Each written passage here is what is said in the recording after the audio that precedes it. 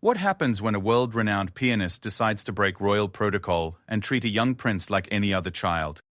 The answer lies in a moment that unfolded at Windsor Castle, where centuries of tradition met the innocent curiosity of 4-year-old Prince Louis. This is not just another royal encounter story. This is about the day a simple joke changed everything anyone thought they knew about the youngest Cambridge prince. The morning sun cast long shadows across the polished marble floors of Windsor Castle's music room. Inside this grand chamber, where countless musical legends had performed for generations of royalty, something extraordinary was about to unfold. The room itself seemed to hold its breath, as if anticipating the moment that would soon have everyone talking. The Windsor Castle music room had witnessed many extraordinary performances throughout its storied history, but nothing quite like what was about to happen on this particular Tuesday morning in late spring. The ornate chamber, with its soaring ceilings adorned with gold leaf and crystal chandeliers that caught the morning light like scattered diamonds, had been prepared meticulously for what was supposed to be a routine royal engagement. Dr. James Thornfield, one of the world's most celebrated classical pianists, stood beside the magnificent Steinway grand piano that dominated the center of the room. His reputation preceded him everywhere he went: 3 Grammy Awards, performances at Carnegie Hall, and collaborations with the most prestigious orchestras across the globe. Yet today, as he adjusted his cufflinks and gazed out the tall windows overlooking the castle gardens, he felt an unusual flutter of nervousness. This wasn't his first royal performance. He had played for Queen Elizabeth II on 2 previous occasions, each time maintaining the strict protocol that such events demanded. But today was different. Today, the entire Cambridge family would be in attendance, including the children: Prince George, Princess Charlotte, and the youngest, Prince Louis, who had recently turned 4. The palace staff moved around him with practiced efficiency, making final adjustments to the seating arrangement and ensuring every detail was perfect. Lady Margaret Harrington, the Queen's private secretary, approached with her characteristic blend of warmth and authority. "Dr. Thornfield," she said, her voice carrying the crisp accent of decades spent in royal service, "Their Royal Highnesses will be arriving shortly. As discussed, this is intended to be an educational experience for the children, particularly an introduction to classical music appreciation." James nodded, running his fingers silently across the piano keys. The instrument was perfectly tuned, its voice rich and resonant in the acoustically designed space. He had spent the previous evening selecting his repertoire carefully, pieces that would capture young imaginations while maintaining the sophistication expected at such an event. "Will the children be seated throughout the entire performance?" he asked, genuinely curious about how this would unfold. Lady Harrington's expression softened slightly. "Prince George and Princess Charlotte have attended several such events and are quite well behaved. Prince Louis, however," she paused, choosing her words diplomatically, "is still very young.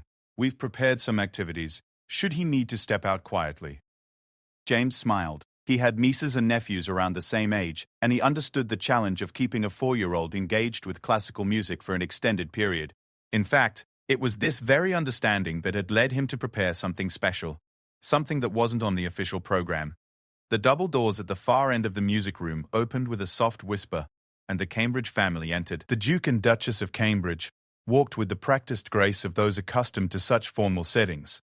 But there was a warmth in their demeanor that immediately put James at ease. Prince William, tall and distinguished in his navy suit, scanned the room with the keen awareness of someone always mindful of security and protocol. Catherine, radiant in a flowing blue dress that complemented the room's elegant decor, held Prince Louis's hand gently but firmly.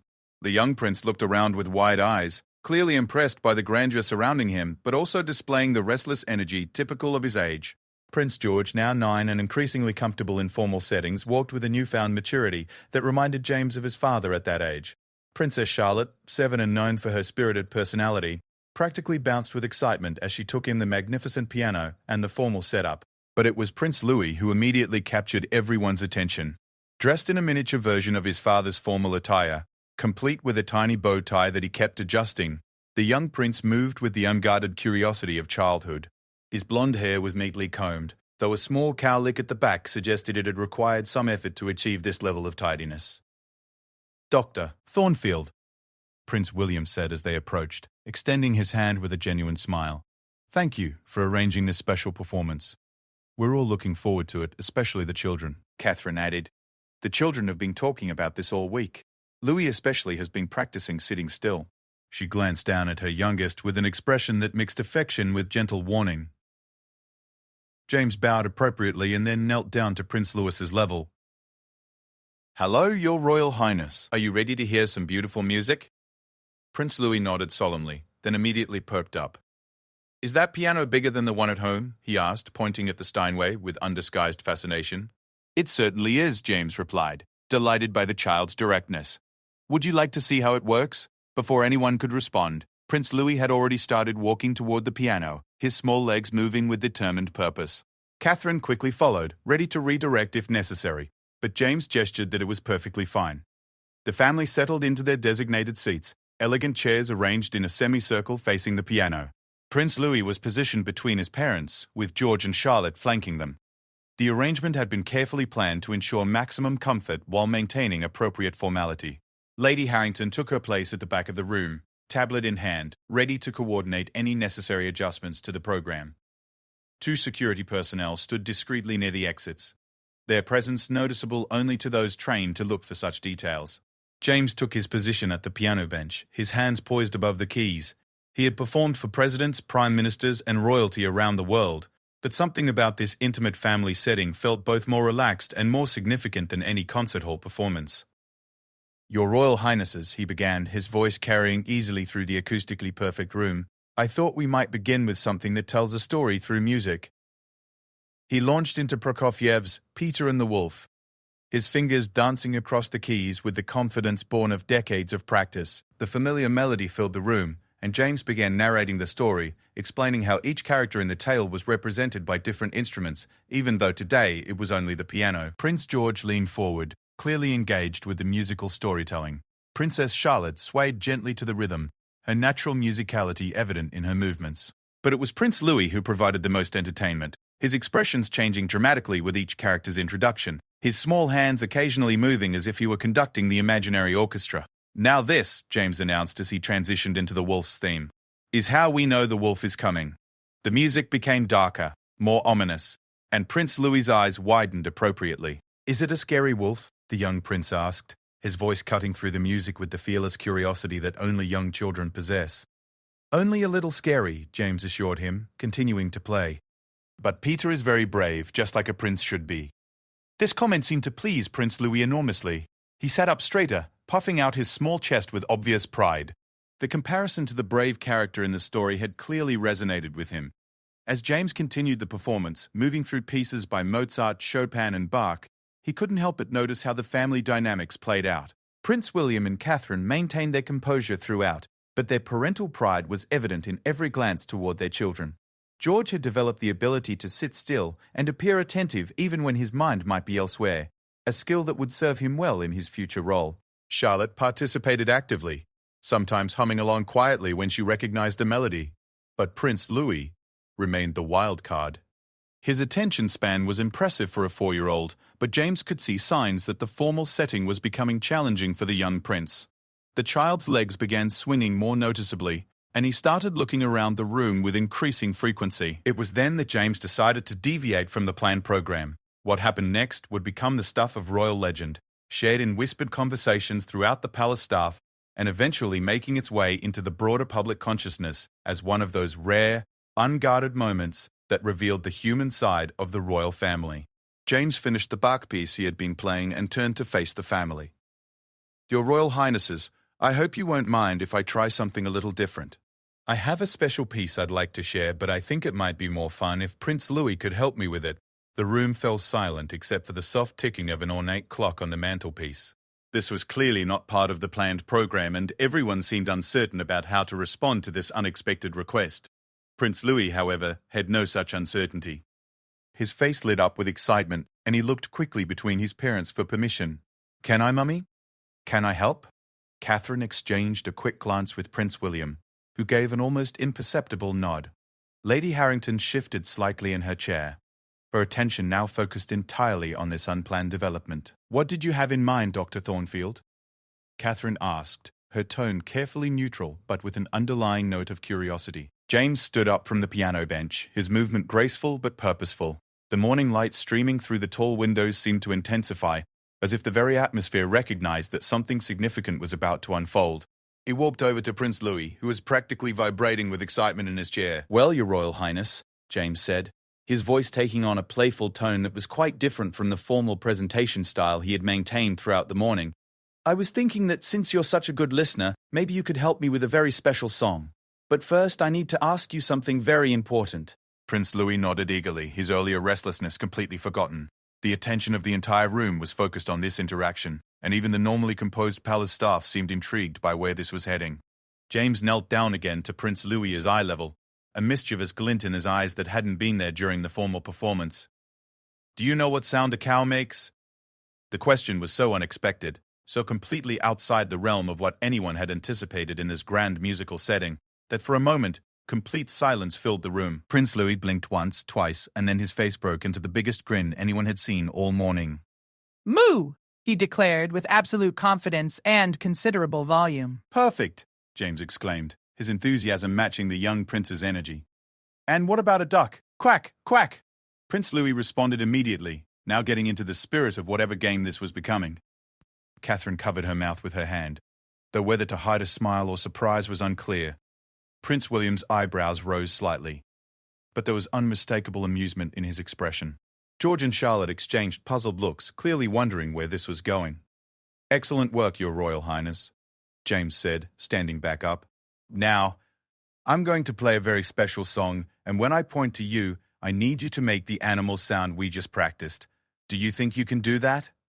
Prince Louis jumped up from his chair with enthusiasm that could not be contained. "Yes, I can do it. Which animal first?"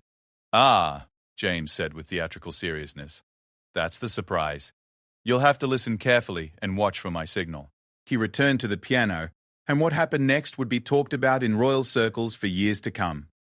James began playing Old MacDonald Had a Farm, but his arrangement was unlike anything anyone in that room had ever heard. His fingers transformed the simple children's song into something magical. Jazz riffs, classical variations, and complex harmonies that showcased his incredible skill while maintaining the playful spirit of the original tune. As he played the opening verse, his arrangement was so sophisticated that it took a moment for the adults to recognize the familiar melody hidden within the elaborate musical structure. But Prince Louis knew it immediately. His eyes grew wide with delight as he recognized one of his favorite songs being performed by this world-famous pianist in the grandest possible setting. When James reached the first E-I-E-I-O, he looked directly at Prince Louis and pointed. Without hesitation, the young prince belted out the most enthusiastic E-I-E-I-O that Windsor Castle had likely ever heard. His voice echoed off the high ceilings, and his pronunciation was perfectly clear despite his excitement. The effect was immediate and profound. Princess Charlotte burst into giggles, unable to contain her delight at seeing her little brother performing in such an unexpected way. Prince George's carefully maintained composure cracked, and he began grinning broadly. Catherine's hand moved from covering her mouth to covering her eyes, but her shoulders were shaking with suppressed laughter. But Prince William's reaction was the most telling. The future king, trained from birth to maintain dignity in all circumstances, threw back his head and laughed, really laughed, with pure, unguarded joy. James continued playing, and when he reached the verse about cows, he pointed at Prince Louis again. "Moo! Moo!" the young prince shouted with theatrical flair, adding his own dramatic gestures for emphasis. He had clearly decided that if he was going to perform, he was going to give it everything he had. Lady Harrington, who had witnessed countless royal events over her decades of service, later confided to colleagues that she had never seen anything quite like it. Here was one of the world's most accomplished classical pianists, performing in one of Britain's most historic venues, transforming a simple children's song into a masterpiece, while a 4-year-old prince provided enthusiastic vocal accompaniment. The duck verse brought an even more spirited quack quack from Prince Louis, who was now fully committed to his role as co-performer. He had begun adding his own dance moves, much to his siblings' delight and his parents' amazement. As the song continued, James's arrangement grew more elaborate. He incorporated elements of ragtime, hints of boogie-woogie, and even some classical flourishes that would have made Chopin proud. Yet through it all, the essential joy and simplicity of Old MacDonald remained intact. Prince Louis, feeding off the energy in the room and the obvious enjoyment of his family, became increasingly animated with each verse. When they reached the pig verse, his oink, oink was so enthusiastic that it startled one of the security guards, who had to quickly compose himself to avoid smiling. The sheep brought a surprisingly accurate ba-a-ba-a, and the horse produced a knee that Prince Louis delivered with such conviction that even James had to pause momentarily to avoid laughing and losing his place in the complex arrangement. Catherine later described this moment as one of those rare instances where the formal constraints of royal life simply melted away, replaced by the pure joy of watching her youngest child experience something magical. The careful choreography of royal events, with their predetermined protocols and expected responses, had been replaced by genuine spontaneity, but it was what happened next that would truly leave everyone speechless. As James played the final verse, his arrangement building to what should have been a grand conclusion, Prince Louis suddenly raised his small hand high in the air.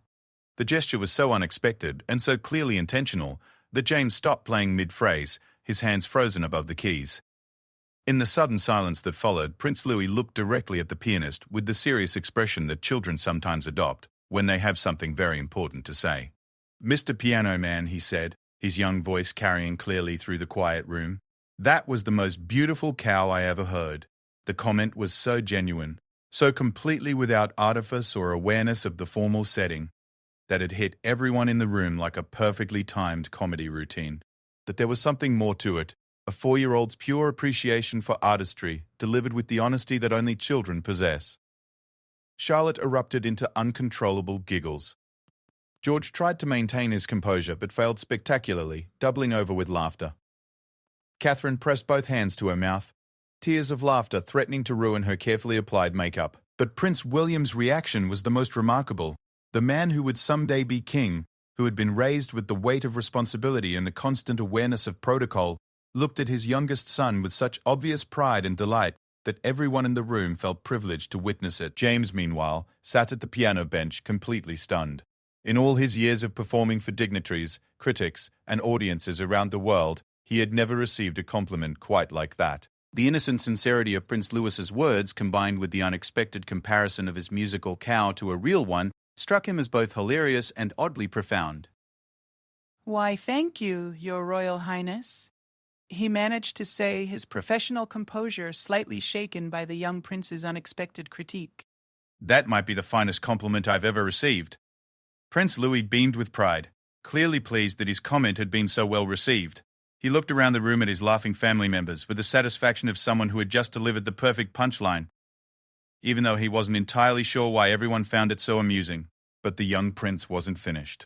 As the laughter began to die down and James prepared to return to more traditional programming, Prince Louis walked over to the piano with the confident stride of someone who had just discovered he enjoyed performing. "Can we do the song with the horse again?" he asked, looking up at James with hopeful eyes. "I think I can make an even better horse sound." This request sent the room into fresh peals of laughter, but it also marked the beginning of something unexpected. What had started as a formal musical presentation was transforming into something much more special, a genuine moment of connection between a master musician and an enthusiastic young student, witnessed by a family whose genuine affection for each other was evident in every reaction. What happened next would become the moment that everyone in that room would remember for the rest of their lives. Prince Louis, emboldened by the success of his previous performance and the obvious delight of his audience, positioned himself next to the piano with the confidence of a seasoned performer. But first, the young prince announced with the serious tone that children use when they have made an important decision. "I think Mr. Piano Man needs to learn something." The room fell quiet again, curiosity replacing laughter, as everyone wondered what Prince Louis had in mind. James looked down at the 4-year-old with genuine interest, temporarily forgetting the formal setting and simply enjoying the interaction with an enthusiastic young music lover. "What would you like to teach me, Your Royal Highness?" James asked, his tone respectful despite the unconventional nature of the situation. Prince Louis walked closer to the piano, standing on his tiptoes to better see the keys. His small hands reached toward the instrument, then hesitated as he remembered the lessons about touching things carefully. He looked up at James questioningly. "May I?" he asked politely, demonstrating that despite his excitement, his early training in manners remained intact. James nodded encouragingly. "Of course. It's your piano today." With careful concentration, Prince Louis pressed one key, then another. The notes he produced were random, lacking any musical structure, but he played them with such focus that everyone watched in fascination. After a few experimental notes, he looked up at James with excitement.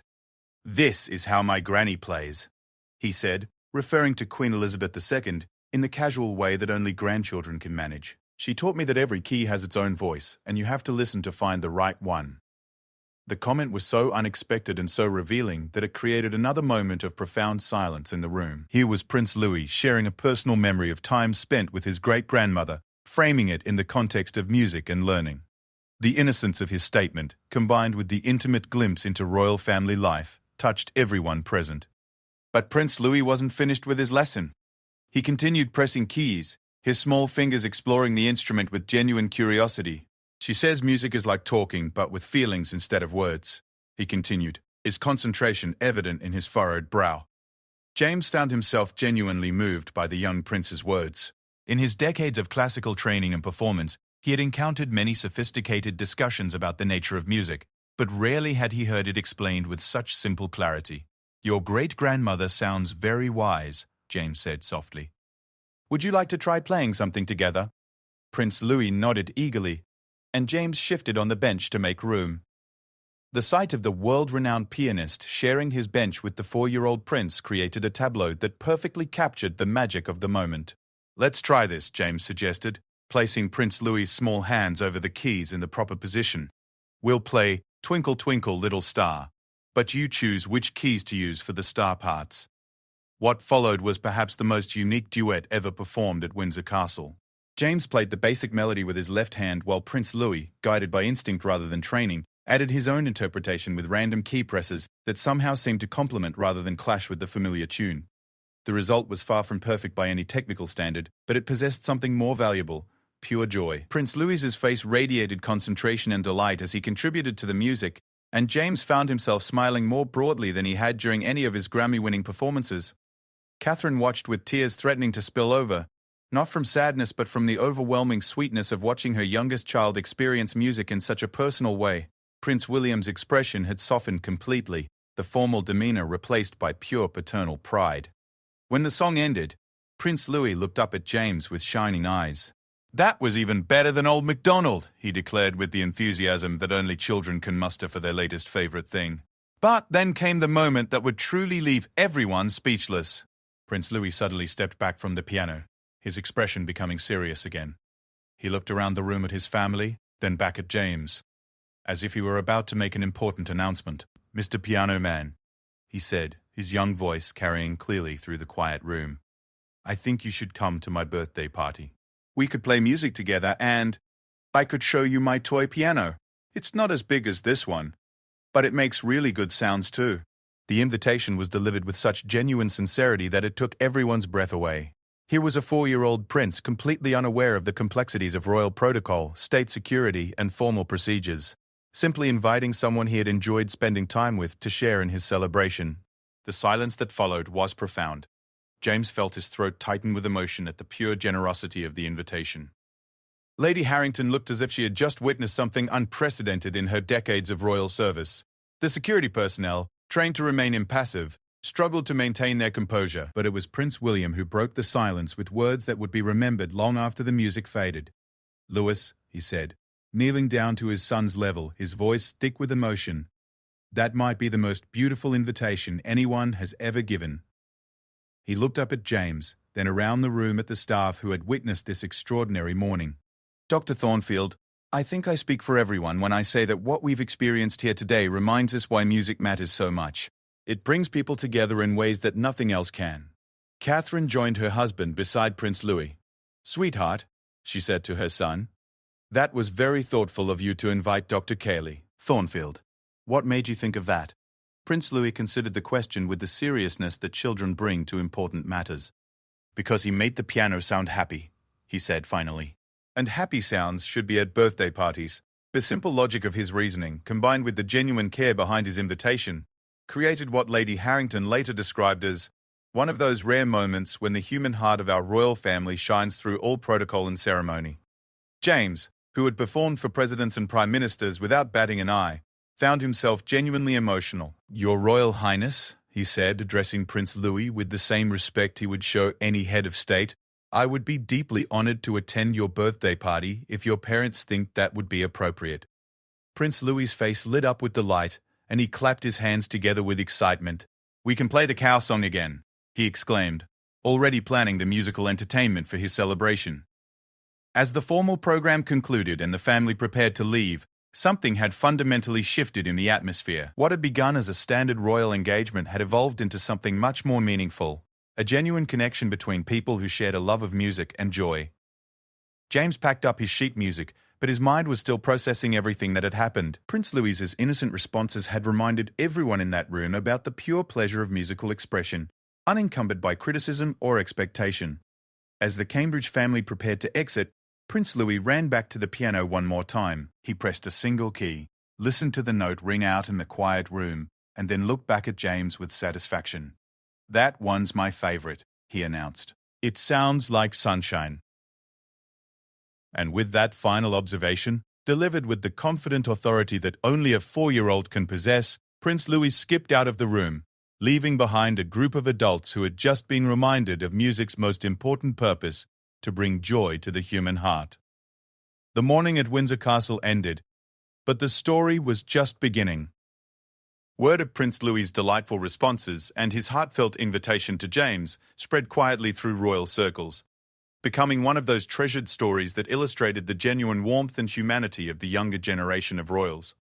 James drove away from Windsor Castle that day with a new understanding of his art form and a profound appreciation for the reminder that the most sophisticated musical technique in the world cannot compare to the simple joy of sharing music with someone who truly appreciates it. Prince Louis's responses had been more than entertaining. They had been a masterclass in authentic engagement with art. The invitation to Prince Louis's birthday party was, naturally, carefully considered through proper channels, with appropriate security arrangements and protocol adaptations. But the fact that it had been offered at all, and offered with such genuine warmth, became a testament to the kind of future monarch Prince Louis might one day become. Someone who valued personal connections and understood that sometimes the most important diplomatic achievements happen not in formal treaty rooms, but in moments of shared humanity over a piano bench. The story of the famous pianist joke and Prince Louis's unforgettable responses became more than just a charming anecdote. It became a reminder that music at its best transcends all barriers, social, economic, and even royal protocol, to create moments of pure human connection that resonate far beyond the last note played.